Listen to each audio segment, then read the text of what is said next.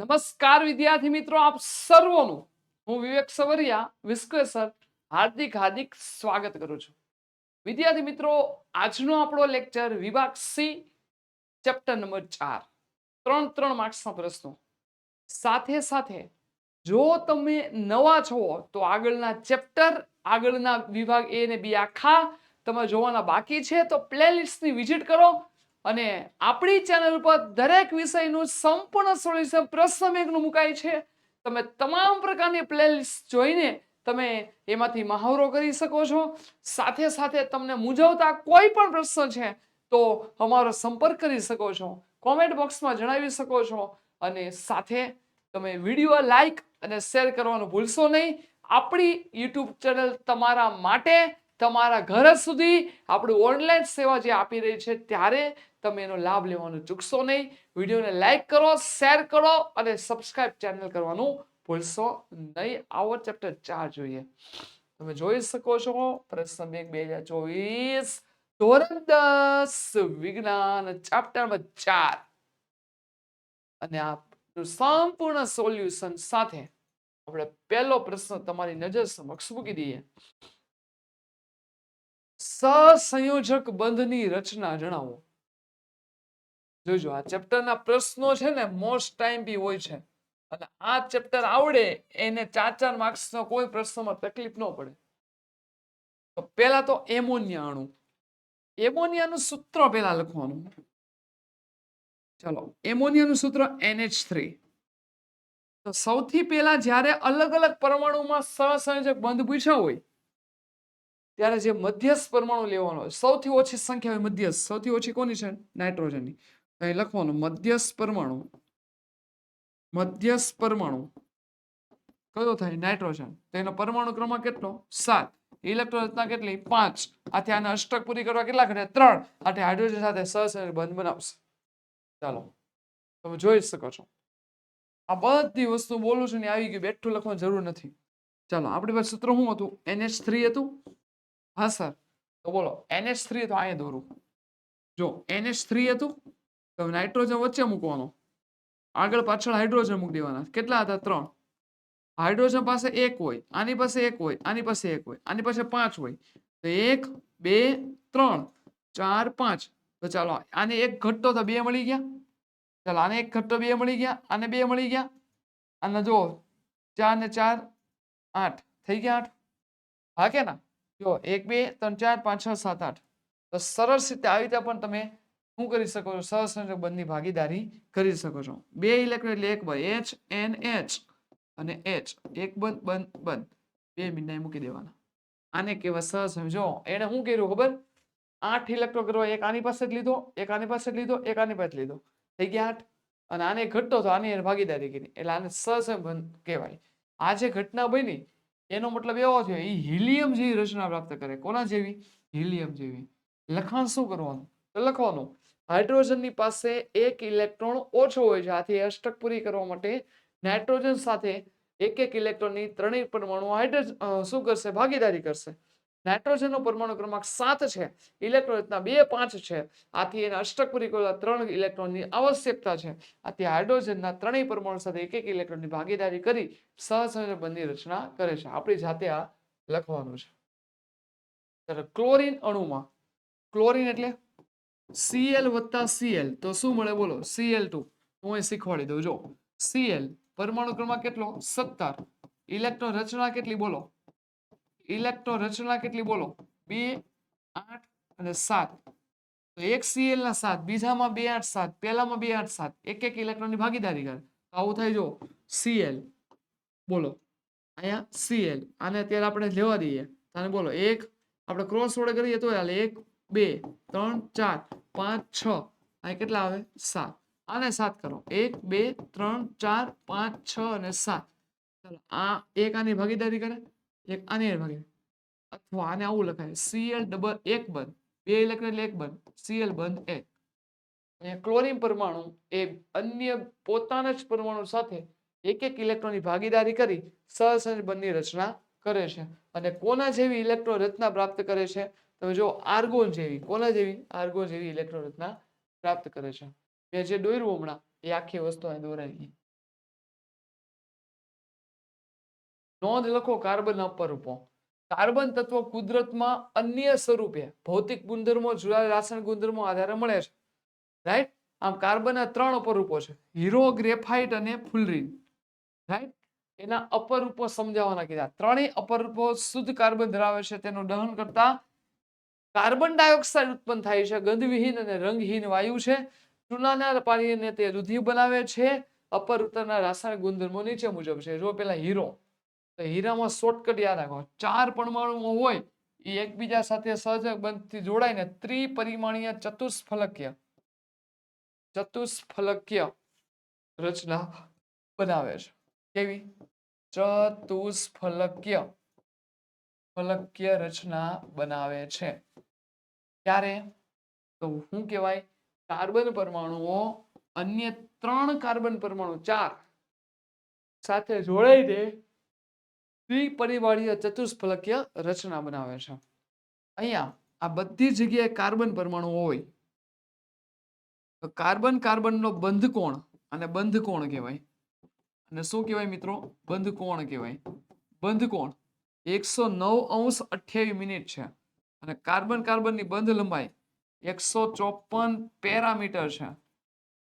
અને 1 પેરામીટર હોય તો 10⁻12 મીટર કહેવાય. કેટલી કહેવાય? 10⁻12. આ કઈ રીતે વિના? તો જો 1 2 3 4 5 6 1 2 3 4 5 6. રેડી? આવી રીતે તમે દોરી શકો છો. હીરાના ભૌતિક ગુણધર્મો આમાં જે શોર્ટકટ બોલ્યો એ રીતે લખી શકો. તે સખત પદાર્થ છે. તેની ઘનતા વધુ હોય છે, 3.51 ગ્રામ પ્રતિ સેન્ટીમીટર ક્યુબ. તેનું ગલન બિંદુ ઊંચું હોય છે. બરાબર છે? તે વિદ્યુતના અવાહક છે. શોર્ટકટ જ લખવાની છે. તેની ઘનતા વધુ હોય છે, તે સખત પદાર્થ છે, તેનું ગલન બિંદુ ઊંચું હોય છે, તેમાં એક પણ મુક્ત ઇલેક્ટ્રોન ન હોવાથી તે વિદ્યુતના અવાહક છે. શોર્ટકટ જ લખી દેજો. તેનો વક્રી ભવનાંક વધુ હોય છે, આથી પારદર્શિતા ધરાવે છે. શુદ્ધ કાર્બનને ઊંચા દબાણે અને તાપમાને લઈ જવાથી હીરાનું સંશ્લેષણ કરી શકાય છે. અને કુદરતી હીરા કરતા સંશ્લેષિત હીરા કુદરતી હીરા કરતા પ્રમાણમાં કેવા હોય છે? નાના હોય છે, પણ એને અલગ કરી શકાતા નથી. ભૌતિક ગુણધર્મો તમે લખી શકો. ગ્રેફાઇટ ઓલામાં 4 પરમાણુ હતા, આમાં 3 પરમાણુ જોડાય. એમાં કેવા હતા? ચતુષ્ફલકીય ષટકોણીય રચના બનાવે છે. રાઈટ? એક ઉપર બીજું સ્તર જોડાય હોય છે. જોઈ શકો છો. કાર્બન કાર્બનની બંધ લંબાઈ એટલી આપી છે 141.5 પેરામીટર. રાઈટ? અને ઊભી બંધ લંબાઈ 341 પેરામીટર આપેલી છે. આને કેવી રીતે દોરી શકો? ફુલરીન છે, ગ્રેફાઇટ. આ રીતે તમે આસાનીથી દોરી શકો છો.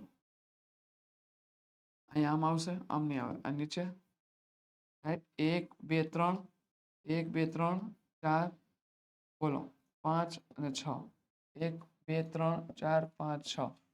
રાઈટ? એ તમે દોરી શકો છો. ચાલો હવે આવી રીતે આખી રચના એક છોડીને એક તમારે શું કરવાનું? એક છોડીને એક તમે શું કરી શકો છો? એ ગ્રેફાઇટનું બંધારણ દોરી શકો છો. ગ્રેફાઇટના ભૌતિક ગુણધર્મો ઓલો જે હતો તે ઊંધું. તેની ઘનતા ઓછી હોય છે, 2.22 ગ્રામ પ્રતિ સેન્ટીમીટર ક્યુબ. તે લીસો અને ચીકણો હોય છે. તે વિદ્યુતના સુવાહક ને ગ્રેફાઇટમાં બરાબર તે વિદ્યુતના એક ઇલેક્ટ્રોન મુક્ત હોવાથી તે વિદ્યુતના સુવાહક છે. તો જો હીરો છે, તે હીરો ગ્રેફાઇટનો શું છે? જો હીરાના ભૌતિક ગુણધર્મો જોઈએ, તે વિદ્યુતના અવાહક છે. રાઈટ? બંને વસ્તુ સમજી લેજો. ચાલો આગળ વાંચીએ. ગ્રેફાઇટ પૂરું. ફુલેરીન એ અપર રૂપોનો રંગ અન્ય વર્ગ સર્જે છે. સૌ પ્રથમ ઓળખાયેલા કાર્બન 60 ફૂટબોલના આકારની કાર્બન પરમાણુની ગોઠવણી ધરાવે છે. તેનું નામ અમેરિકન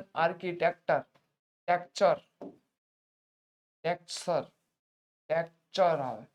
બકમિન્સ્ટર ફુલર દ્વારા ડિઝાઇન કરેલી જીઓડેસિક ગુંબજ જેવો એનો આકાર હતો, જેનું નામ ફુલેરીન અપાયું. તમે જોઈ શકો છો આખી ફુલરીની રચના. યોક્સિલ પ્રક્રિયા એટલે શું? હાવ હેલું. જો આલ્કીન હોય કે આલ્કાઇન હોય, એમાંથી હંમેશા આલ્કેન બને. એટલે કે અસંતૃપ્ત હાઇડ્રોકાર્બનમાંથી જ્યારે સંતૃપ્ત હાઇડ્રોકાર્બન બને ત્યારે મનમાં ફિટ કરી દેવાનું યોક્સેલ પ્રક્રિયા છે. આ પ્રક્રિયામાં નિકલ ઉદ્દીપક બહુ મહત્વનો છે. જો અસંતૃપ્તમાં તમે જાણો છો આલ્કીનમાં કાર્બન કાર્બન વચ્ચે દ્વિબંધ હોય, આલ્કાઇનમાં કાર્બન કાર્બન વચ્ચે ત્રિબંધ હોય. તો દ્વિબંધ અને ત્રિબંધ સામે સામે આ ઉદ્દીપક નિકલ ઉદ્દીપક. ચાલો અહીં એક બંધ તૂટે તો એક એક હાઇડ્રોજન આવે, આવી ગયો. હવે એ રીતે બોલો આલ્કાઇનમાં પણ એવું 3 છે તો બોલો સી બાકીના કેટલા 3 છે તો 1 2 તૂટ્યા એટલે 1 2 3 અને 4. 2 બંધ હોય તો 4 ઇલેક્ટ્રોન થાય, 1 બંધ હોય તો 2 ઇલેક્ટ્રોન થાય, 3 બંધ હોય 6 ઇલેક્ટ્રોન થાય. મનમાં ફિટ કરજો. રાઈટ? ચાલો રાઈટ પ્રશ્ન આપેલા જ છે. બીજું આનો ઉપયોગ વનસ્પતિ તેલના હાઇડ્રોજનેશનમાં.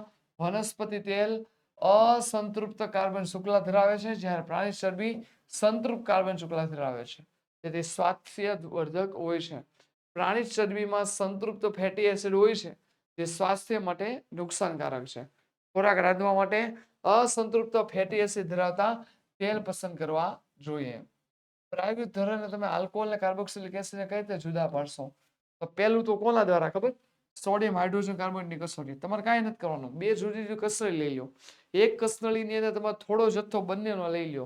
બંનેનો એટલે કોનો લઈ લો બોલો? આલ્કોહોલનો, કાર્બોક્સિલિક એસિડનો. આ તમારે દ્રાવણ લઈ લેવાનું.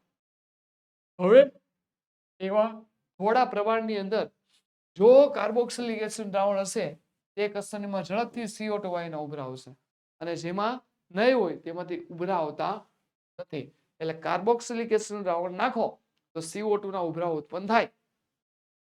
આલ્કાઇન પોટેશિયમ પરમેંગેનેટ એમાં પણ 2 જુદી કસનળી લઈ લો. થોડા પ્રમાણમાં તમારે આલ્કોહોલ નાખવાનો, પછી આગળનો કયો હતો? કાર્બોક્સિલિક એસિડ નાખો. હવે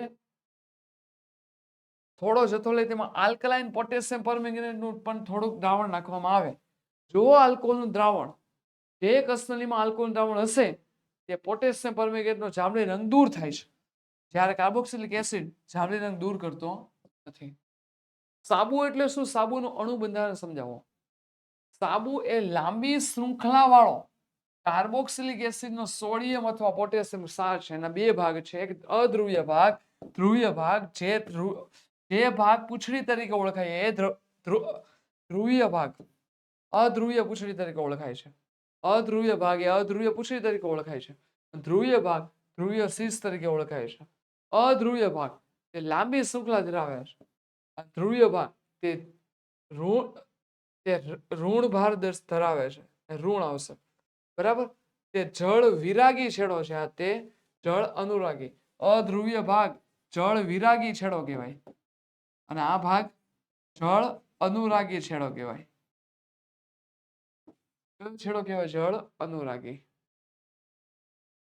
ધોરણ 10 વિજ્ઞાનની બોર્ડની પરીક્ષા 2024 માટે મોસ્ટ ટાઈમપી હેતુલક્ષી પ્રશ્નોની ક્વિઝ આપણી આપણી એપ્લિકેશન પર અવેલેબલ છે 5 રૂપિયાના ચાર્જ સાથે. જો તમે વિજેતા થશો તો તમને આકર્ષક ગિફ્ટ પણ આપવામાં આવશે. સાથે સાથે 7046 4x254 ઉપર તમે સંપર્ક પણ કરી શકો છો તમને મૂંઝવતા પ્રશ્ન, અને તમે આની ક્વિઝ આપવાનું ચૂકશો નહીં.